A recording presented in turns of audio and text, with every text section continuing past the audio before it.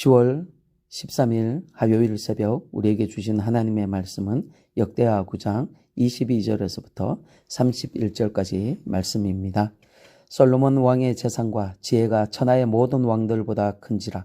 천하의 열왕이 하나님께서 솔로몬의 마음에 주신 지혜를 들으며 그의 얼굴을 보기 원하여 각기 재물을 가지고 왔으니 곧 은그릇과 금그릇과 의복과 갑옷과 향품과 말과 노새라.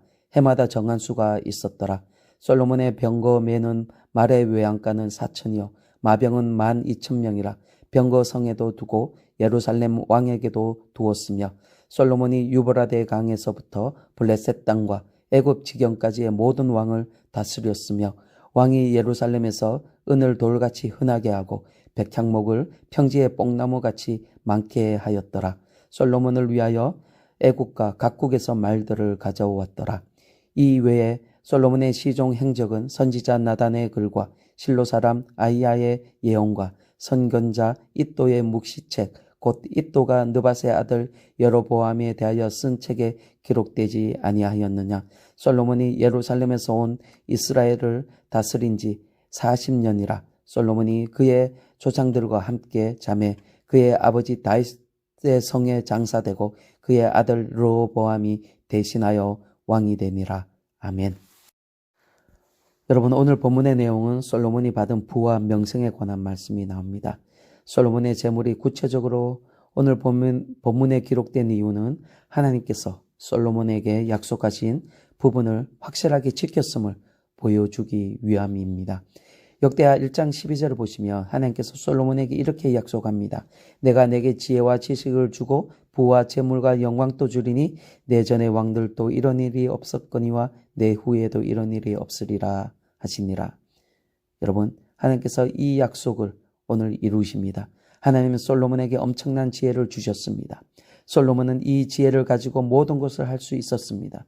특히 솔로몬은 개인적인 소득을 위하여 지혜를 사용하였습니다. 그래서 엄청난 부를 이룰 수 있었습니다. 하지만 이것은 단지 솔로몬 개인을 위한 것은 아니었습니다. 솔로몬의 지혜와 부는 이스라엘 백성 전체를 위한 것이기도 하였습니다. 솔로몬 시대 백성들은 그전에 맛보지 못한 평안을 누릴 수 있었습니다. 여러분, 오늘 본문의 핵심 단어가 하나 나옵니다. 그것은 금입니다. 여러분, 오늘 본문에서 10차례 이상 이 금이 언급되고 있습니다. 솔로몬은 금을 가지고 자신의 궁궐을 장식합니다. 솔로몬의 지혜와 명성이 바로 이 금처럼 빛났음을 암시하는 그런 말씀입니다. 여러분, 당시 이스라엘 정부는 세금으로 매년 금 660달란트가 거두어들였다고 말씀하고 있습니다. 기업들이 번성하고 무역이 활발히 진행되므로 상인들에게 거둬들인 세금이 어마어마했습니다. 그리고 솔로몬의 지혜와 명성을 듣고 찾아오는 사람들에게 받은 그 엄청난 예물과 선물들이 있었습니다. 이렇게 엄청난 세금을 가지고 솔로몬은 어떻게 사용하였습니까? 15절을 보시면 솔로몬은 왕이 쳐서 느린 금으로 큰 방패 200개를 만들었으니 방패 하나에 든 금이 600세겔이며 라고 말씀합니다. 솔로몬은 엄청난 수익으로 들어온 금을 가지고 방패를 만들었습니다. 방패에 들어가는 금의 양은 600세겔, 6.6kg 정도 되었습니다. 그리고 작은 방패 300개를 만들었습니다. 이렇게 사용된 금의 양은 2200kg이나 됩니다. 아주 어마어마한 그런 양입니다. 하지만 1년 거둬들인 세금의 10분의 1밖에 되지 않는 양이었습니다. 그만큼 하나님께서 그에게 부를 부어주셨다라는 것입니다. 그리고 17절을 보시면 왕이 또 상하로 큰 보좌를 만들고 순금으로 입혔으니 라고 말씀합니다. 솔로몬이 상하로 큰 보좌를 만들어 금으로 완전히 입혔습니다. 심지어 발판까지도 금으로 만들었습니다. 이렇게 그의 보좌와 발판을 금으로 만들었다라는 것은 번영과 평화의 시대를 누리고 있다라는 증거입니다. 그리고 20절을 보시길 바랍니다. 솔로몬 왕이 마시는 그릇은 다 금이요 레바논 나무 궁의 그릇들도 다 순금이라.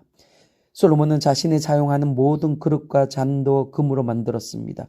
이와 같이 솔로몬 시대는 금이 넘실거리는 그런 시대였습니다.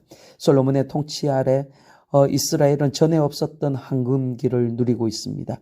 금이 얼마나 흔했던지 은은 기금속 축에 들지도 못했습니다. 이 모든 것이 한 사람의 지도자가 하나님께 순종함으로 임한 하나님의 축복들이었습니다. 사랑하는 성도 여러분, 여러분의 순종으로 여러분의 가정에도 솔로몬이 누린 이러한 축복이 임하기를 주님의 이름으로 축원합니다.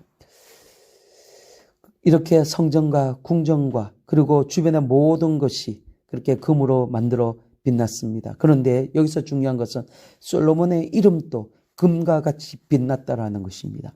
22절과 23절을 보시면 솔로몬은 왕의 재산과 지혜가 천하의 모든 왕들보다 큰지라 천하의 열왕이 하나님께서 솔로몬의 마음에 주신 지혜를 들으며 그의 얼굴을 보기를 원하며 라고 말씀합니다. 하나님께서 솔로몬의 이름을 높여주셨습니다. 그의 이름이 이스라엘뿐만 아니라 국제적으로도 유명한 아주 스타 왕이었습니다. 지혜에 있어서나 재산에 있어서 그와 견줄 만한 왕이 없었습니다.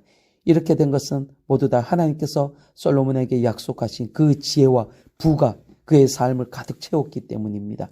이 모든 것이 바로 하나님의 축복입니다. 솔로몬은 금뿐만 아니라 말과 병거도 모았습니다. 마구간이 4,000칸이나 되었다라고 말씀합니다. 그리고 기병은 12,000명에 달하였습니다. 그들의 주둔지 성을 새롭게 건축하기도 하였습니다. 그리고 주변 나라에서 군마들을 사들였습니다. 여러분, 사실 이스라엘과 같이 험악한 산악 지역에서는 말들이 전쟁 도구로 그렇게 큰 효과가 없습니다. 그러함에도 솔로몬은 말들을 사들였습니다. 이것은 어떻게 보면 과시용이었습니다. 앞에서 말씀드린 방패, 금방패도 여러분 전쟁에서 효과를 발휘하지 못합니다. 이것도 과시용이었습니다. 수입이 얼마나 많은지 이렇게 돈을 마음껏 펑펑 쓰고도 국가 재정에는 별 탈이 없었습니다.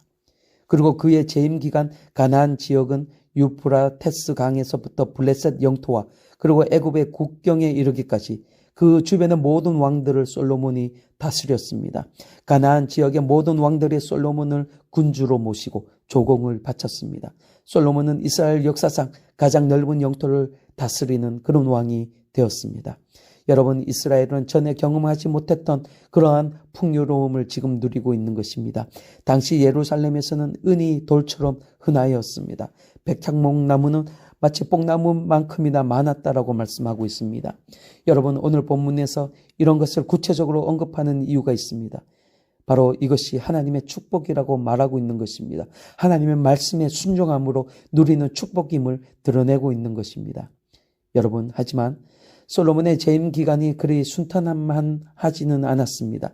솔로몬의 실정들이 더 컸습니다. 그래서 다음 세대에 많은 부담이 되었습니다.